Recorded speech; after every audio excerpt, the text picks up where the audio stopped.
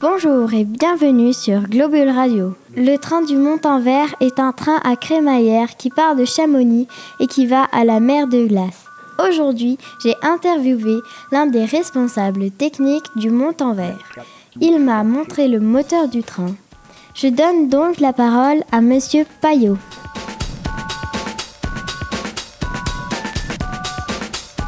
Bonjour, je suis Bernard Payot, responsable technique sur la partie train à crémaillère de la Compagnie du Mont-Blanc. C'est-à-dire la Compagnie du Mont-Blanc gère 2 trains à crémaillère.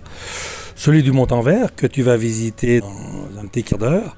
Et celui du tramway du Mont-Blanc à 20 km de Chamonix sur le Fayet. En quoi consistent vos activités sur le site du Mont-en-Vert ?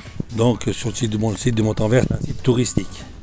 Mais nous, on ne gère pas trop l'exploitation, on gère surtout toute la partie mécanique, technique et sécuritaire des trains. Voilà ce qu'on va regarder ensemble, c'est-à-dire que chaque train est totalement démonté tous les ans. Tout est contrôlé, tout est vérifié, remonté pour pouvoir repartir en toute sécurité sur toute la saison estivale, été comme hiver. Comment avez-vous appris votre métier ? Ah, très bonne question. J'ai passé un CAP de tourneur, fraiseur, c'est-à-dire c'est des métiers où on travaille l'acier de manière à faire des pièces. Cette époque, il y a 39 ans que je suis dans l'entreprise, on faisait quand même beaucoup de pièces. Donc je suis rentré à l'âge de 19 ans dans l'entreprise. Et puis le métier s'apprend surtout sur le tas, c'est-à-dire à l'intérieur même de l'entreprise avec les anciens. Ce n'est pas un métier qu'on apprend. Les chemins de fer à crémaillère, il y en a tellement peu en France. À ce jour, il y en a 4. À l'époque, il y en avait 3. Donc on pouvait apprendre ça que sur le tas, avec les anciens. C'est les anciens qui nous ont appris le métier. Combien de personnes et de métiers différents travaillent sur le train du Mont-en-Vert ? Alors, si on reste sur la partie technique, c'est ce qu'on regarde actuellement, donc à l'atelier, on est une vingtaine de personnes à travailler à l'année. Sur ces 20 personnes, on va trouver différents corps de métier. C'est-à-dire qu'il faut savoir que chaque personne est conducteur de train. On nous apprend d'abord à conduire le train et ensuite à l'entretenir.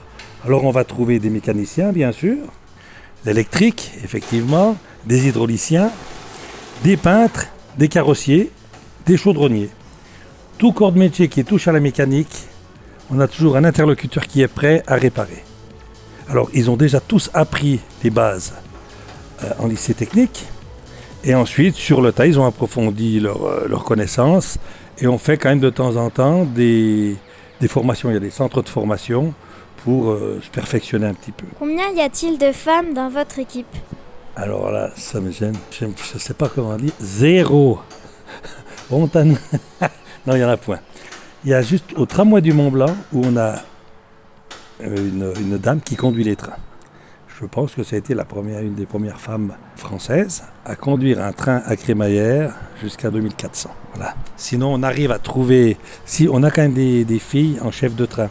C'est-à-dire que le train, soit il est conduit par une seule personne, soit sur l'ancien matériel, il y a un conducteur à l'arrière, le train est poussé avec la rampe, et on a des chefs de train à l'avant qui sont les yeux du mécanicien. Et là, sur ce poste, effectivement, on a des hommes et des femmes. On va dire sur ce poste-là, on a 50% de femmes, 50% d'hommes. Oui. Mais sur la mécanique pure, non, on n'en a point. Game over.